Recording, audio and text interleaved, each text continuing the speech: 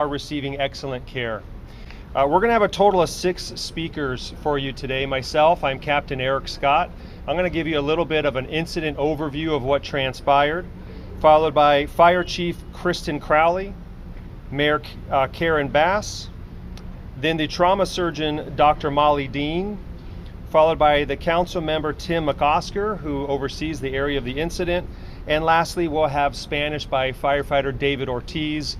After the Spanish, we'll allow one-on-one questions. So in reference to the actual incident, it took place at 6:58 this morning. We responded to the 1100 block of Alameda Street in Wilmington for an auto fire incident. When we arrived on scene, we had a semi truck, and it was a tractor, no trailer, that was on fire. However, the unique aspect of this is that the truck was not powered by the usual fuel like diesel or gasoline. It was a clean air vehicle. It was powered by compressed natural gas, or CNG. So it had 2 100-gallon tanks that are under 3,300 pounds of pressure, and those tanks are mounted on each side of the vehicle to power it. So per usual protocol, we had a total of 10 firefighters that responded to extinguish this fire.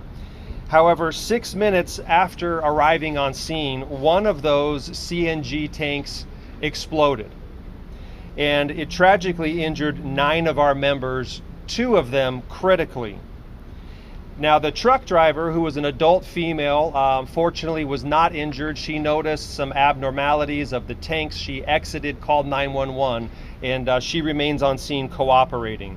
But we do have 2 critical firefighters, 4 in moderate injuries, and 3 that had minor injuries, totaling 9. Now, in reference to the actual actions that we took place on scene, at the peak of the incident, there was over 150 firefighters that ultimately responded. They would handle the medical aspect.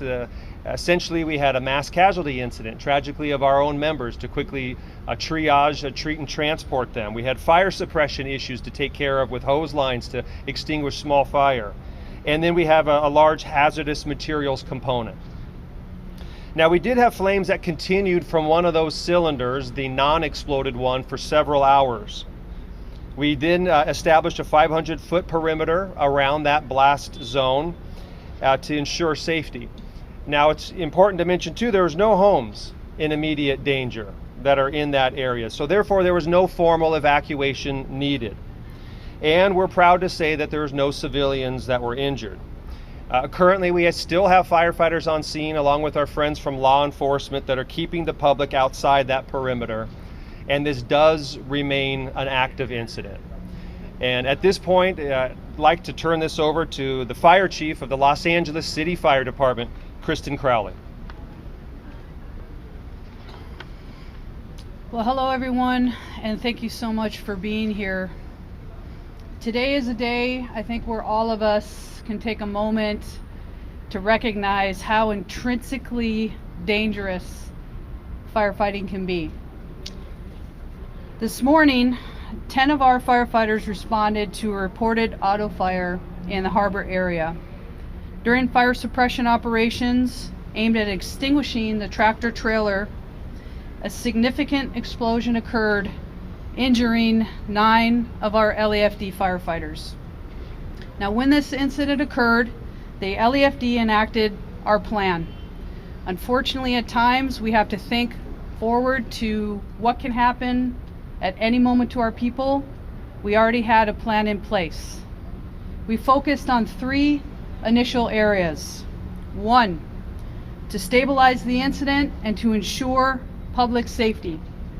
Additional firefighters rushed to the scene with our highest level of command to ensure that the fire was extinguished and no continuing threat existed in the area and to the public. I am also happy to say that this has occurred, our plan is enacted, and there's no continuing threat to the public during this time. Second, we focused on the care of our injured firefighters. We ensured that all of our firefighters received rapid transport to the hospital and received the highest level of care here at Harbor UCLA Medical Center. 9 of our firefighters were initially injured at this incident.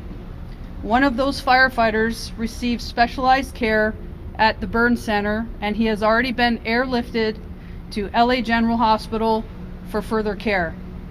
We also recognize that when a firefighter suffers an injury, these effects go well beyond the individual firefighter.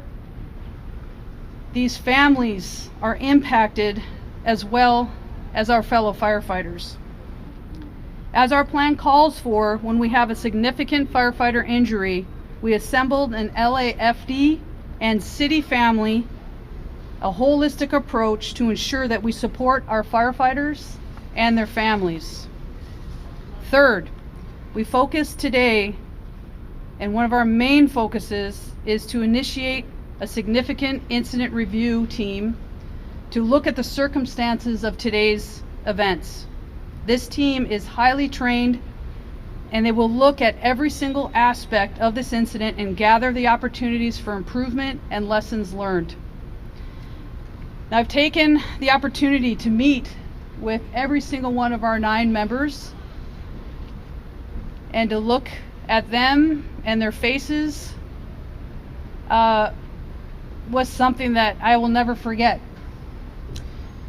I'm reminded of how heroic our members are, and that each and every day they are putting themselves in harm's way to provide an incredible level of expertise and professionalism to the people that we serve. Now, there's no more difficult call to receive as a fire chief than to receive this specific type of notification. As I did this morning, the 9 fellow firefighters that were injured during this event, again, I'm reminded of their professionalism and what they do every single day. Now, this incident is an opportunity for all of us to remember the commitment of our firefighters and other public safety workers who make that sacrifice each and every day, as well as put others before themselves. I would like to thank all of the LAFD members, the hospital staff, other public safety members, our elected leaders, including Mayor Bass, our council members who are here, for coming to support our firefighters and their families in our time of need. To the public, we thank you for always allowing us to serve you. And I would like to ask today that you keep our 9 injured firefighters in your thoughts and in your prayers. God bless our country, God bless our city of Los Angeles, and God bless the men and women of the LAFD. Next will be Mayor Bass, who will be providing her remarks.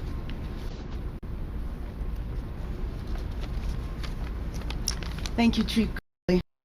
This is a difficult day in Los Angeles. I want to thank Chief Crowley for her leadership in these difficult times.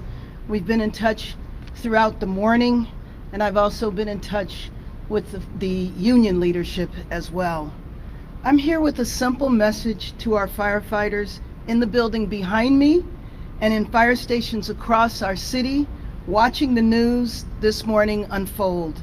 The 4 million people of Los Angeles stand with you.